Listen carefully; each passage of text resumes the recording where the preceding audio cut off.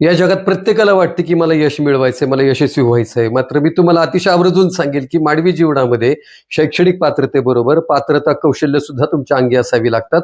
आणि मग तुमच्यामध्ये कोणती पात्रता कौशल्य आहे? तुम्हाला शिक्षणामध्ये खूप चांगल्या पद्धतीने मार्क आहेत. तुम्ही अगदी चांगल्या गुणवत्तेमध्ये तुम्ही उत्तीर्ण झाला आहात. मात्र तुमच्याकडे असणारी कौशल्य कोणती आहेत? कारण स्पर्धेमध्ये तुमच्या कौशल्यालाच विचारलं जाणार आहे. तुमच्या कौशल्याचंच महत्त्व असणार आहे. तुम्ही गुणवत्ता अतिशय चांगल्या पद्धतीने प्राप्त केली असेल, तरी सुद्धा तुम्हाला चांगलं बोलता येतं का? तुम्ही नेतृत्व करू शकता का?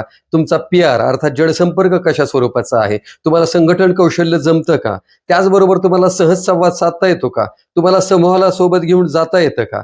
आणि या सगळ्या गोष्टींच्या पलीकडं तुम्हाला रागावर नियंत्रण ठेवता येतं का?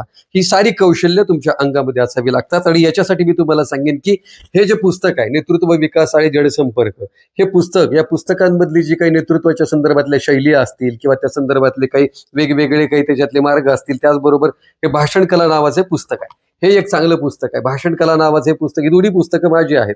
मात्र या दोन्ही पुस्तकांच्या मध्ये कौशल्यांवर आधारित मी जे लेखन केलं, ते लेखन करताना माझ्या लक्षात असं आलं, की या सगळ्या मानवी जगण्यामध्ये, जीवनामध्ये मुलं खूप अभ्यास करतात, खूप चांगल्या पद्धतीने उत्तीर्ण होतात. मात्र त्या मुलांच्या कौशल्य विकसनाकडे आपण दुर्लक्ष करतो का पालक म्हणून? या बाबतीमध्ये स्वतःलाच आपण पालक म्हणून विचारलं पाहिजे. कारण या जगामध्ये स्पर्धा खूप वाढली आहे आणि या स्पर्धेमध्ये तुम्हाला जर टिकून राहायचं असेल, तुम्हाला यश मिळवायचं असेल, तर गुणपत्रिकेवरचे गुण केवळ तुम्हाला यश मिळवून देणार नाहीत. गुणपत्रिकेवरचे गुण तुम्हाला एका टप्प्यापर्यंत नेऊ शकतील. मात्र तिथून पुढे तुम्हाला तुमच्या अंगी असलेल्या कौशल्यांचाच वापर करावा लागेल आणि ही कौशल्य तुम्हाला आत्मसात करावी लागतील.